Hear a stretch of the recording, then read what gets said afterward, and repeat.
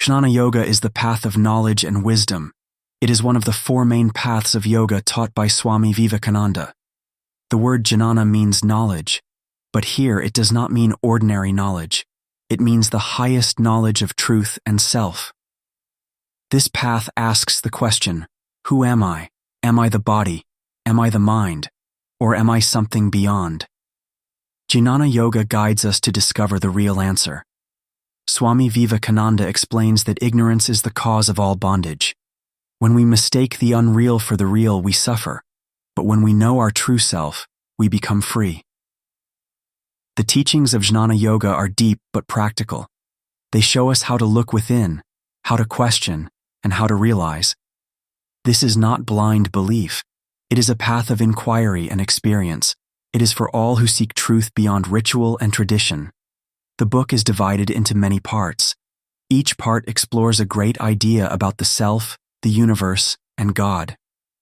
Step by step, Swami Vivekananda takes us from the outer world to the inner truth. He shows us the connection between the cosmos and the soul. He reveals the mystery of Maya, or illusion. He guides us toward the highest freedom of the soul. To begin this journey, we first need to look at the universe around us, the great cosmos, the macrocosm that holds countless stars and endless mysteries.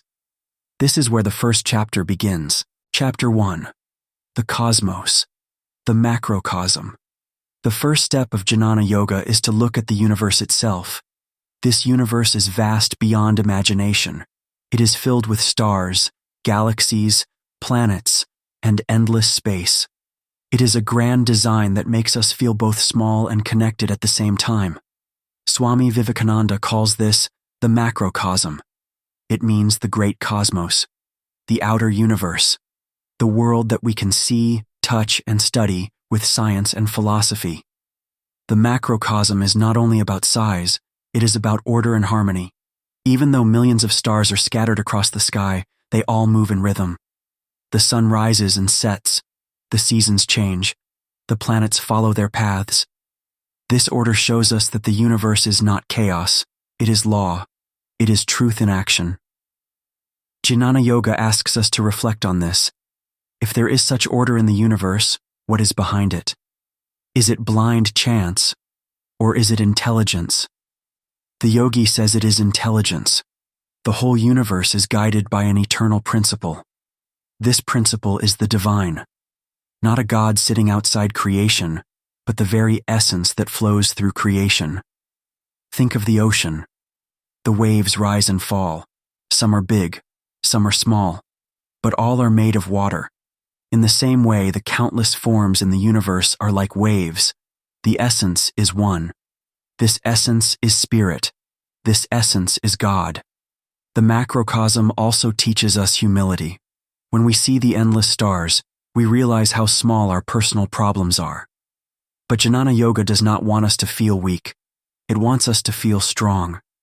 Because if the essence of the universe is divine, then that same divinity is within us. The stars and the soul are made of the same truth. Another lesson of the macrocosm is impermanence. Worlds rise and fall. Stars are born and stars die. Even galaxies have a beginning and an end. If the greatest things in the universe are temporary, how much more temporary are our possessions and desires? The yogi learns to see beyond this change. He seeks the unchanging truth behind the changing world. The macrocosm inspires both wonder and inquiry. Science tries to measure it. Religion tries to worship it. Philosophy tries to understand it. Jnana Yoga goes deeper. It says, know the truth behind it. See the unity that binds all. When you understand the universe outside, you begin to understand the truth within. But here comes the great question. If the universe is so vast, how can we ever know it fully? If we are so small compared to it, how can we grasp its mystery? Swami Vivekananda answers, the key lies within us. The same truth that flows through the macrocosm also flows through the microcosm. The human being is not separate from the cosmos. He is a reflection of it.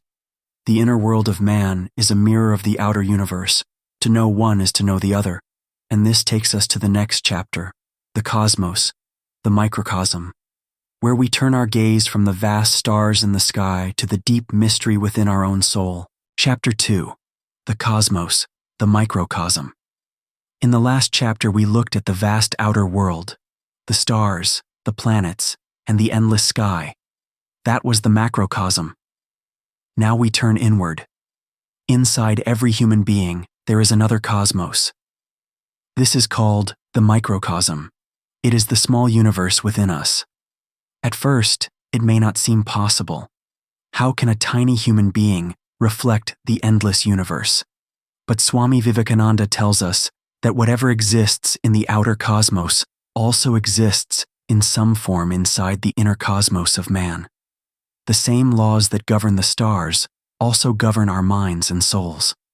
The same energy that holds planets in orbit also flows in our bodies and thoughts. This is why the ancient sages said, "Know yourself, and you will know the universe." The body itself is a miniature world. It has rivers like the blood that flows through veins. It has fire like the heat that keeps us alive. It has air like the breath that moves every second. It has space like the mind where thoughts appear and disappear. In this way, the body reflects the great elements of the cosmos, but the body is only the beginning. Deeper than the body is the mind. The mind contains endless thoughts, memories, and imaginations. It is like a sky filled with countless clouds. Sometimes the sky is clear, sometimes it is stormy. In the same way, the mind keeps changing. But beyond all thoughts, there is stillness. That stillness reflects the eternal truth, and deeper still is the soul. The soul is the real self. It is not bound by body or mind. It is pure, free, and divine. This soul is the mirror of the entire cosmos. In fact, the soul is one with the soul of the universe. The microcosm and the macrocosm are not separate. They are two sides of the same reality. This is why the study of the self is so important in Jnana Yoga. We may try to measure the stars for 1,000 years, but we may never fully understand them. Yet by knowing ourselves, we touch the very core of the cosmos. Self-knowledge is cosmic knowledge. When the yogi knows his inner self, he knows the truth of all worlds. The relationship between microcosm and macrocosm also explains unity. When we look only at differences, we see separation. The sun seems far away. The stars seem unreachable.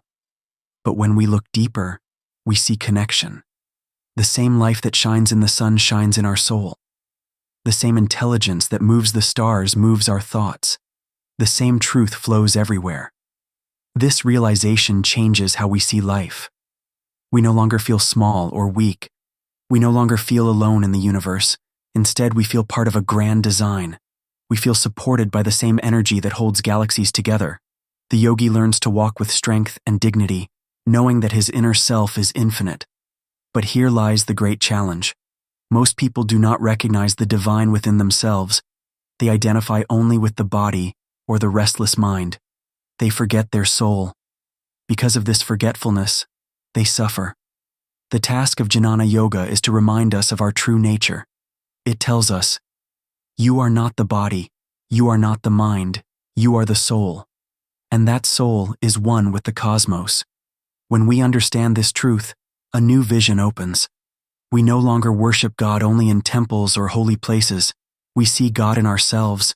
We see God in others. We see God in everything. This is the teaching that leads us naturally into the next chapter. The next chapter is called God in Everything. Here Swami Vivekananda shows us how the divine presence is not far away, not hidden, but shining in all beings and all forms around us. Chapter 3. God in Everything. In the earlier chapters, we saw the vast cosmos outside and the hidden cosmos within. We learned that the same truth flows through both. Now Swami Vivekananda takes us deeper into this truth. He tells us that God is present in everything. There is no place where God is not. There is no form, no being, no particle of existence that does not carry the divine essence. Most of us are trained to think of God as someone far away. We imagine God sitting in the heavens, ruling the world from a distance. Or we think of God as limited to images, temples, or holy books. But Jnana Yoga breaks this narrow idea It says God is the essence of life itself. God is not outside creation. God is the very heart of creation. When you look at the sun, you see his light. When you feel the breeze, you feel his touch. When you meet another person, you meet his presence. The yogi is taught to see God in all forms. When he sees a plant, he sees the divine life growing. When he sees an animal, he sees the divine energy moving. When he sees a friend or even an enemy, he sees the same divine soul shining. This vision changes the way he lives. He no longer hates because he cannot hate God. He no longer fears because he cannot fear God. He learns to treat all beings with respect because all are divine. This does not mean that God is divided into pieces. It does not mean there is one God in a tree and another in a stone.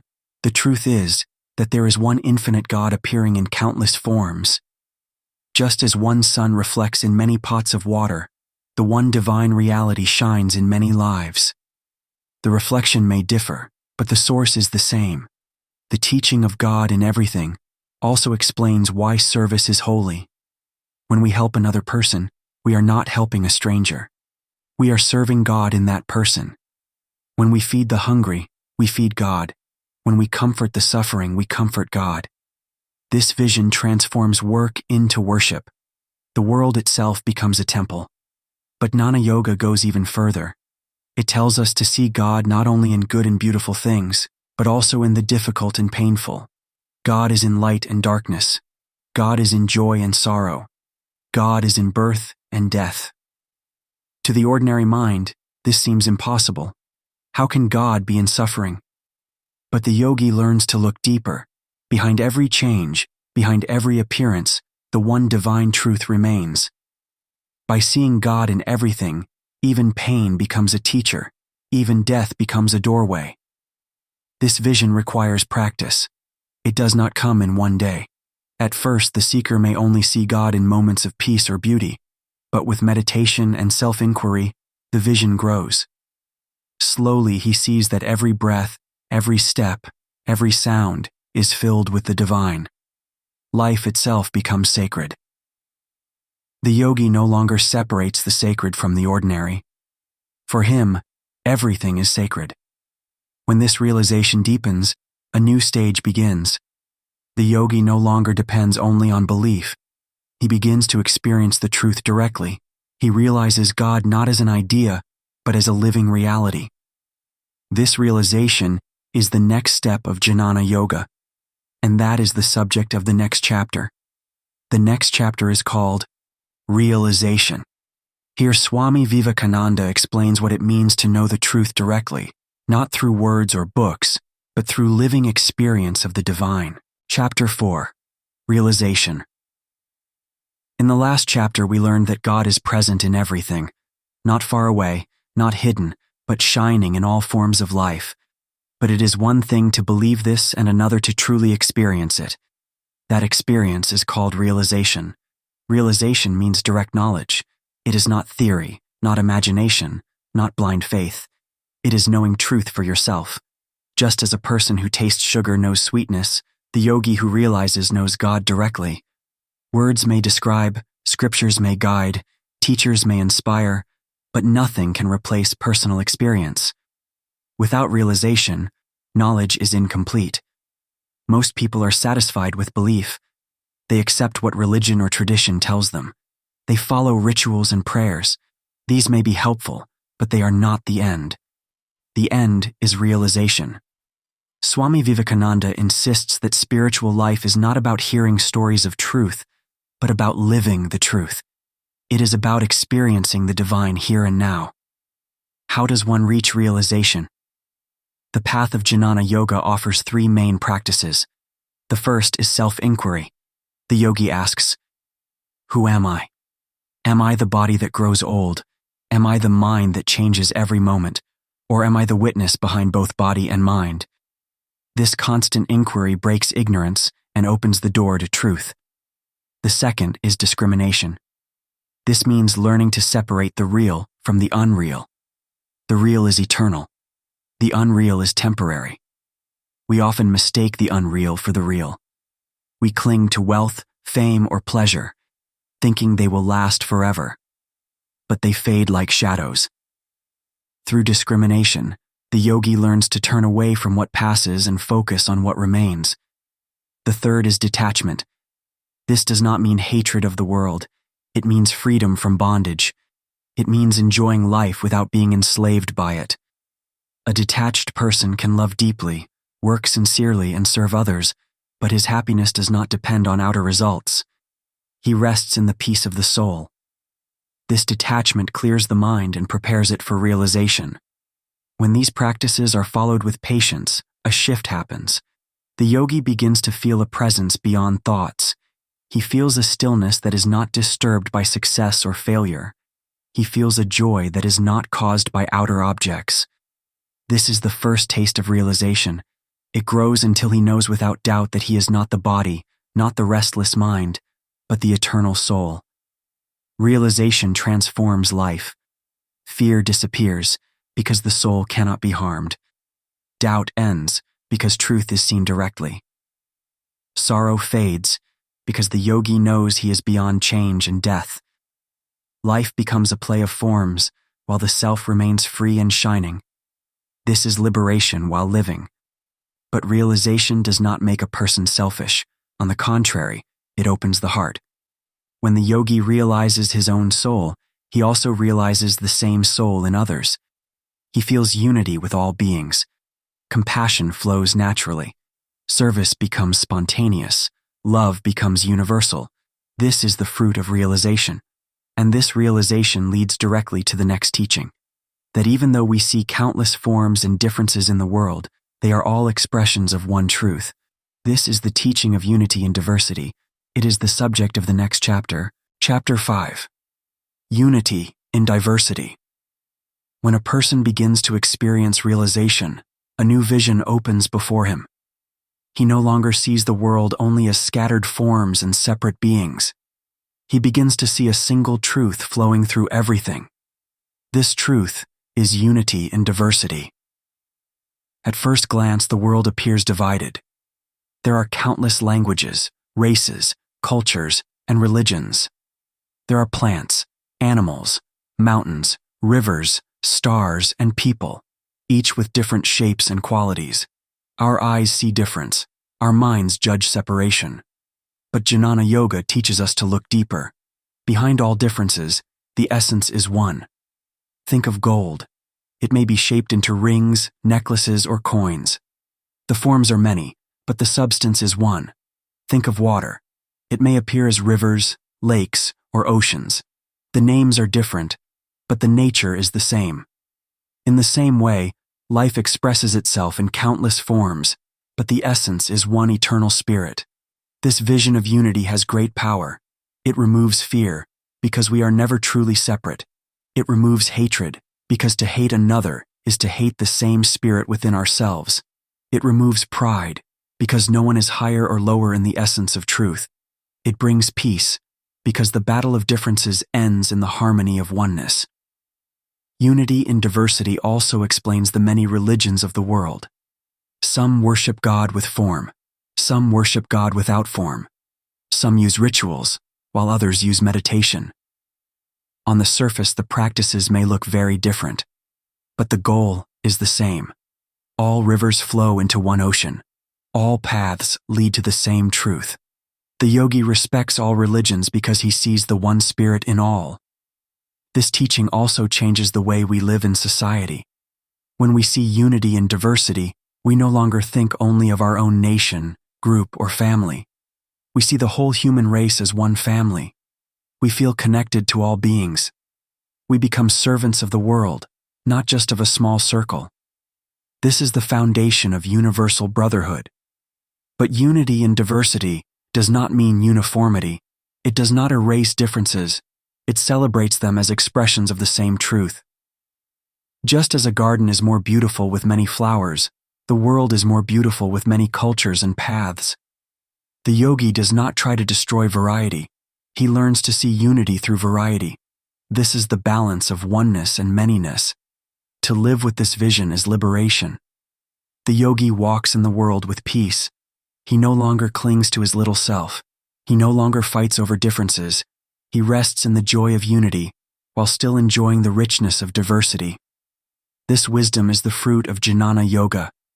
Yet Swami Vivekananda reminds us that this vision is not the end. It opens the door to a greater truth. If unity is the essence of life, then the soul must also be free. For freedom is the true nature of the soul. This takes us to the next teaching. The next chapter is called The Freedom of the Soul. Here we learn how the soul is ever free and how realization removes the false bonds that make us forget our freedom. Chapter 6. The Freedom of the Soul. After seeing unity and diversity, the seeker is ready for a deeper truth. Swami Vivekananda teaches that the true nature of the soul is freedom. The soul is never bound, never limited, never weak. It is eternal, infinite, and pure. But because of ignorance, we forget this truth. We identify with the body and mind, and in doing so, we create bondage. What is bondage? Bondage is the false belief that we are limited. We say, I am the body. I am young or old. I am strong or weak. Or we say, I am the mind. I am happy or sad. I am clever or foolish. These are temporary states, but we treat them as our identity. This false identification creates fear, sorrow, and attachment. It makes us forget our true freedom. Swami Vivekananda explains that freedom is not something we gain in the future. It is already our nature. It is like the sky hidden by clouds. The sky is always free, but the clouds seem to cover it. In the same way, the soul is always free, but ignorance and illusion seem to hide it. When the clouds of ignorance are removed, freedom shines clearly. The yogi learns to uncover this freedom through self-knowledge. He asks, who am I? Am I the body that changes every moment? Am I the mind that is restless and full of doubts? Or am I the witness behind both body and mind? Step by step, he realizes that he is the witness. The soul is the eternal observer, untouched by change. This realization changes life completely. Fear of death disappears because the soul cannot die. Fear of loss disappears because the soul owns nothing and needs nothing. Fear of suffering decreases because the soul is beyond pleasure and pain. The yogi becomes fearless, free, and full of peace. But what about action in the world? If the soul is free, should we stop working, loving, and serving? Swami Vivekananda says no. Freedom does not mean escape from life. It means living in the world without bondage. It means working with joy, loving without attachment, and serving without selfishness. Such a person acts like a free soul even in the middle of life's duties. Freedom of the soul also means freedom from narrow identity. We often say, I am this person. I am from this country. I belong to this group. But these are only labels. They are like clothes that the soul wears for a time. The real self is beyond all labels. It is beyond nation, beyond caste, beyond religion, beyond gender. It is pure existence, pure consciousness, pure bliss. This is true freedom. When a person realizes this, he is no longer shaken by the ups and downs of life. Praise and blame do not disturb him. Success and failure do not trap him. He walks with dignity and peace because he knows that nothing can touch his soul. He is free while living, and when the body falls, he remains free in the infinite. This teaching leads us to another important truth.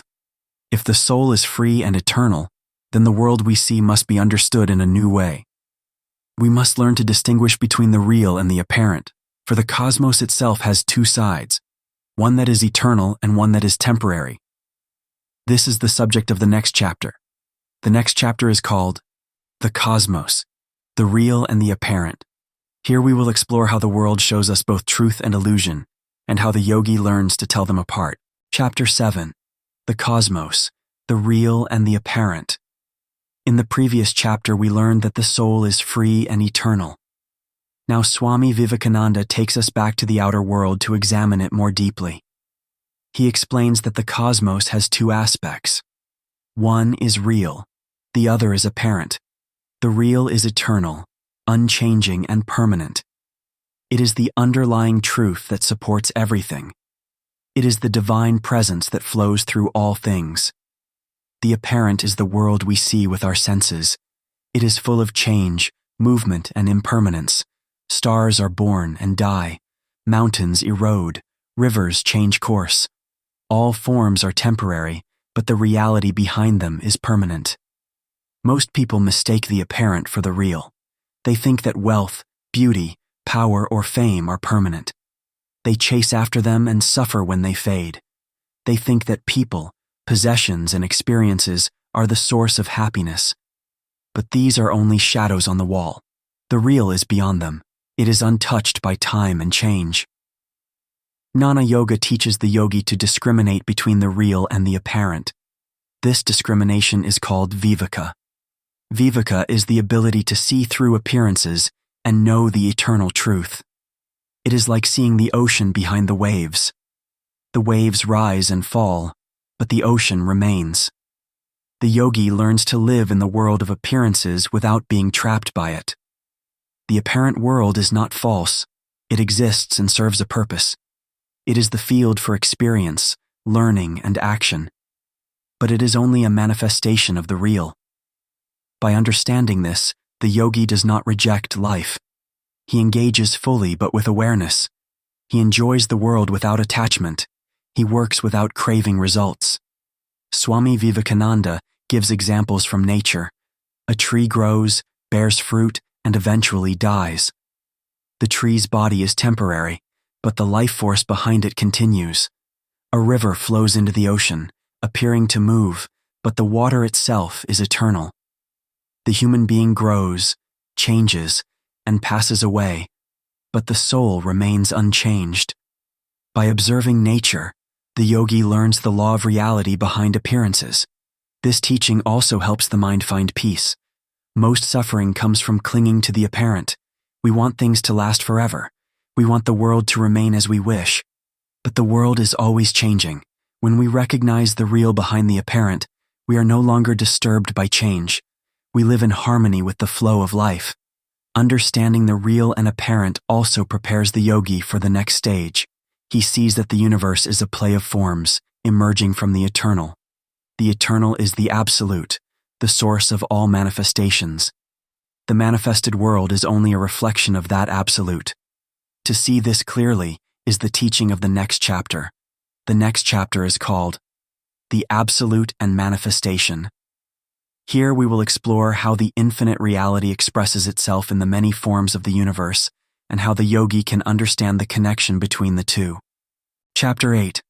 The Absolute and Manifestation.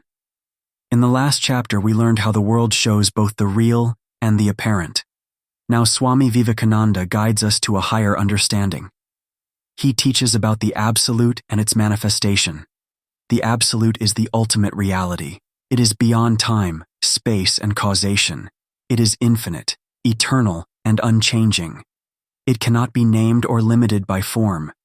It is the source of everything that exists. All forms, all beings, all experiences come from the Absolute.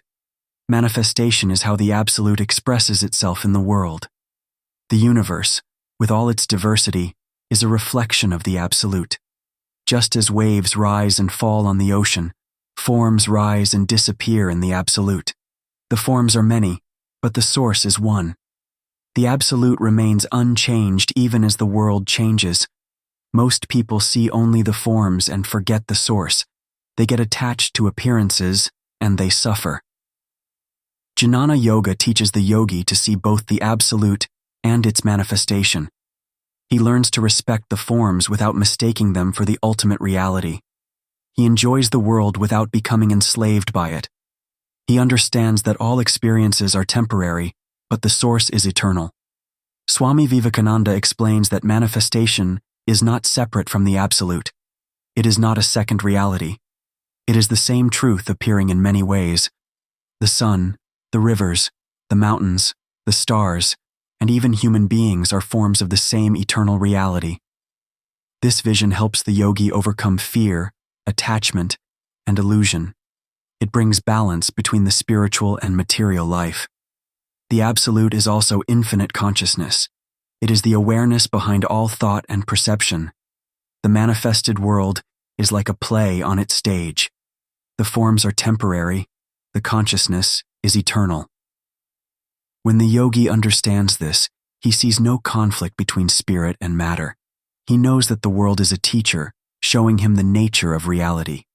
This understanding also prepares the mind for the self. If all forms are expressions of the Absolute, then human beings are not separate from it. The soul within each person is the same as the Absolute. Realizing this truth leads naturally to understanding the real and apparent aspects of man. This is the next teaching in Jnana Yoga. The next chapter is called The Real and the Apparent Man. Here we will explore how the human being has both a temporary body and mind and an eternal soul, and how the yogi can distinguish between them. Chapter 9.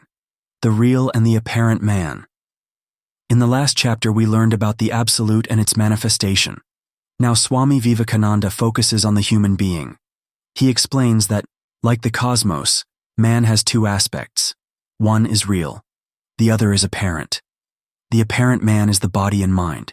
It is the personality, the character, the habits, and the emotions. It grows, changes, suffers, and dies. It is temporary and always in motion. Most people identify themselves only with this apparent self. They say, I am my body, I am my thoughts, I am my personality. This identification causes attachment, fear, and suffering. The real man is the soul. It is eternal, unchanging, and free. It is beyond birth, beyond death, beyond pleasure and pain. This is the true self, the witness behind the body and mind. Jnana Yoga teaches that real knowledge begins when we distinguish the real from the apparent. The body is only a vessel. The mind is only a tool. The soul is the essence. Most of our troubles come from confusing the apparent with the real. We cling to our body, to our health, to our possessions, and to our reputation. We fear losing them, and we suffer. We think the mind is ourselves, and we are tossed by emotions and desires. But when the real self is known, these fears disappear. The soul is untouched by change, illness, or loss. Swami Vivekananda gives an example. A person sees a pot of water. The pot may break, the water may spill, but the water itself remains. Similarly, the body may fall, the mind may fail, but the soul remains intact. The apparent self is like the pot. The real self is like the water. The yogi learns to identify with the water, not the pot. The realization of the soul also reveals the unity of all beings. The same soul that shines in you shines in others. Hatred and jealousy disappear when you see the same truth in everyone. Compassion and love arise naturally. The yogi becomes free from selfishness because he recognizes the same essence in all. But how can we know the real man? The answer is the practice of self-inquiry, meditation, and discrimination. By observing the body and mind, the yogi learns they are not permanent. By going deeper, he experiences the soul directly. This experience is beyond words. It is a living knowledge, a certainty that cannot be shaken. This understanding also prepares the yogi for the next truth. Just as the human being has a real and apparent side, the universe itself is influenced by Maya, or illusion. Maya makes the unreal appear real and hides the eternal truth. To live freely, the yogi must understand Maya and its effects. The next chapter is called Maya and Illusion. Here we will explore how illusion affects our perception of the world and ourselves, and how Jnana Yoga guides us to see the truth behind appearances. Chapter 10. Maya and Illusion. In the last chapter we learned that the real man is the soul, and the apparent man is the body and mind. Now Swami Vivekananda introduces another important concept. This is Maya. Maya means illusion. It is the force that makes the unreal appear real. Maya is everywhere. It is in the world, in our minds, and in our senses. It creates the feeling of separation, attachment, and desire. It makes us forget our true self. Because of Maya, we take the body, the mind, and the world to be the ultimate reality. We suffer because we cling to what is temporary and changeable. The yogi learns to see through Maya. He realizes that the world of appearances is not false, but it is not the highest truth either. The forms, the names, and the events are like waves on the ocean. They are real in their own way, but they are not the source. The source is the eternal soul, the absolute, the divine presence that never changes. Maya works in many ways. It creates attraction and aversion. It makes us desire things we do not have. It makes us fear things we cannot control. It creates illusions about ourselves and others. It can make us proud, jealous, or angry. It is subtle yet powerful. Even the wise can be influenced by Maya if they forget their true nature. The yogi fights Maya with knowledge and discrimination. He asks, what is real? What is temporary? He observes the mind and the senses carefully. He sees the patterns of attachment, desire, and illusion. He turns inward to find the soul behind the mind and body. As the light of knowledge grows, Maya loses its power. The soul shines through, untouched by illusion. Swami Vivekananda explains that Maya is also the source of diversity. It is why the world appears full of forms, names, and differences. Without Maya, all forms would dissolve into the absolute. So Maya is not evil. It is a cosmic principle that allows the universe to manifest in endless ways. It is like a veil that hides the truth, but also gives the world its beauty and variety. The understanding of Maya also prepares the seeker for freedom. When the yogi knows the soul and sees through Maya, he is no longer trapped by desires, fears, or false identifications. He experiences inner peace, detachment, and clarity. He enjoys the world without being enslaved by it. This is a key step toward the realization of God and the ultimate truth. Maya also connects to our understanding of God. People imagine God in different ways, and they may argue about which form is true. Maya allows these many forms to appear, yet behind all forms, the one divine reality remains. Seeing God beyond Maya is the next stage of Jnana Yoga. The next chapter is called Maya and the Evolution of the Conception of God. Here we will explore how human understanding of God changes under the influence of Maya and how true knowledge leads to clarity about the divine. Chapter 11. Maya and the Evolution of the Conception of God. In the last chapter, we learned that Maya creates illusion. Now Swami Vivekananda explains how Maya affects human understanding of God. He calls this the evolution of the conception of God. At first, humans see God in simple forms. They may imagine God as a powerful being controlling everything. They worship through rituals, prayers, and offerings. This is the earliest stage of understanding. It is influenced by fear, desire, and the apparent world. Maya makes them see God as separate from themselves and as a ruler of the universe. Later, the conception of God evolves. Humans begin to see God as more abstract. They imagine God as omnipresent, wise, and loving. They begin to sense that God is not limited to a single form.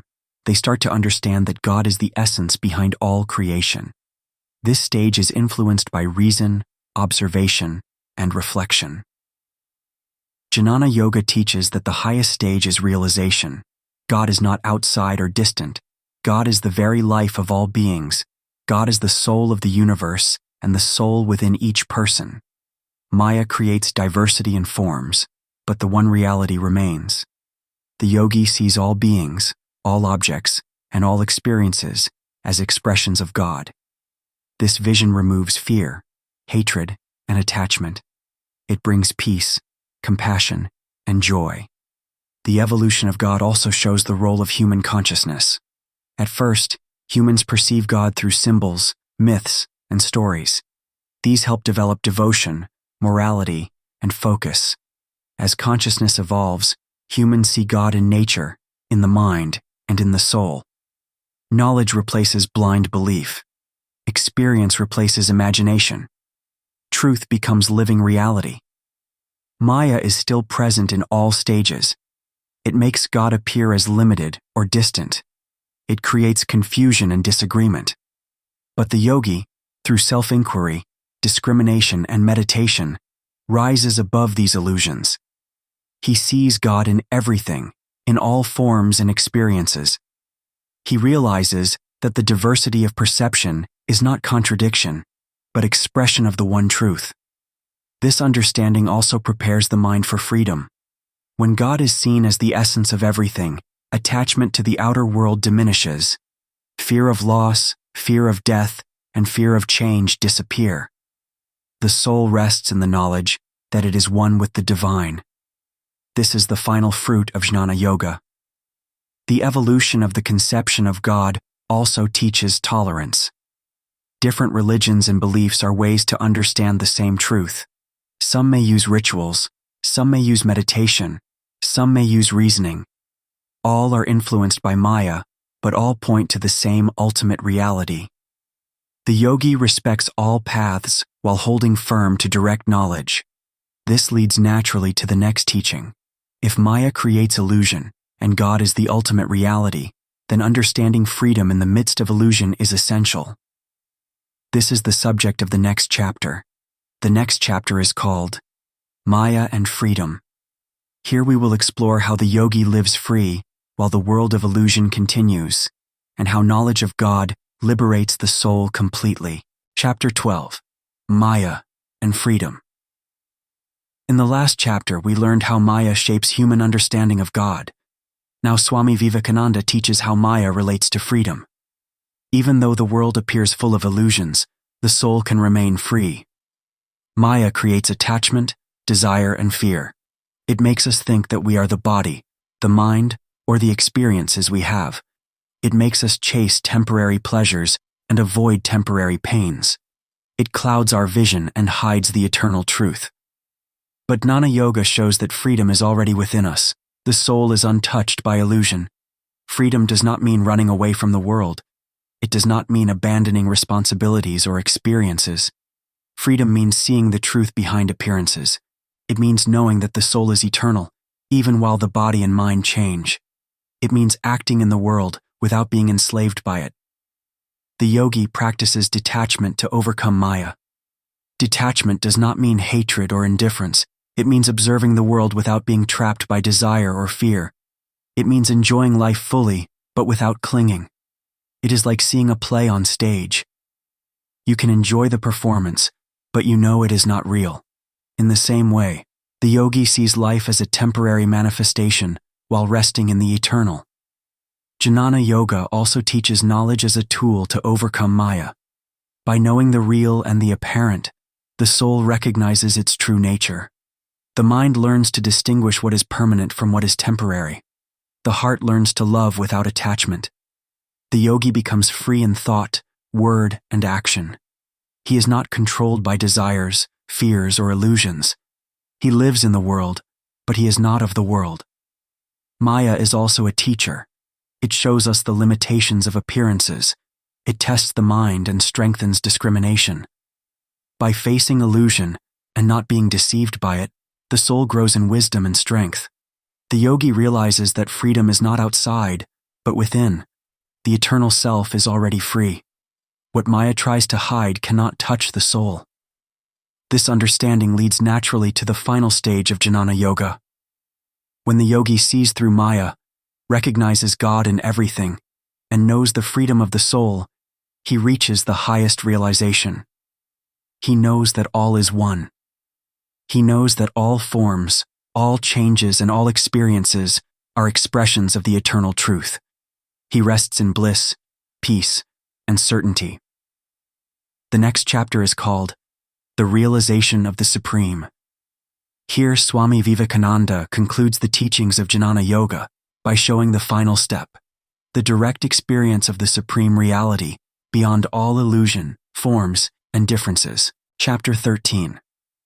The Realization of the Supreme. In the last chapter, we learned how Maya can be overcome and freedom can be experienced. Now Swami Vivekananda guides us to the ultimate goal of Jnana Yoga. This is the realization of the Supreme. The Supreme is the Absolute, the eternal truth behind all existence. It is beyond time, space, and causation. It is infinite consciousness, bliss, and existence itself. All forms, all beings, all experiences are expressions of the Supreme. The yogi does not need to create or imagine the Supreme. It is already present everywhere, within and without. Realization means direct experience. It is not belief or intellectual knowledge. It is knowing the Supreme in the deepest core of your being. The soul merges with the infinite. There is no separation, no duality, no limitation. The yogi sees himself in everything and everything in himself. The boundary between self and universe disappears. This realization brings absolute peace. The yogi no longer fears death, loss, or change. He no longer desires what is temporary. The mind is calm, the heart is full of love, and the soul rests in eternal bliss. All contradictions of life, pleasure and pain, success and failure, joy and sorrow, are understood as expressions of the Supreme. Nothing disturbs the inner peace of one who has realized the truth. Swami Vivekananda explains that the realization of the Supreme is also a realization of unity. The diversity of the world, all forms and beings, are seen as one with the infinite. Hatred, jealousy, and separation disappear. Compassion, love, and service become natural expressions of the soul. The yogi lives in the world, but is not bound by it.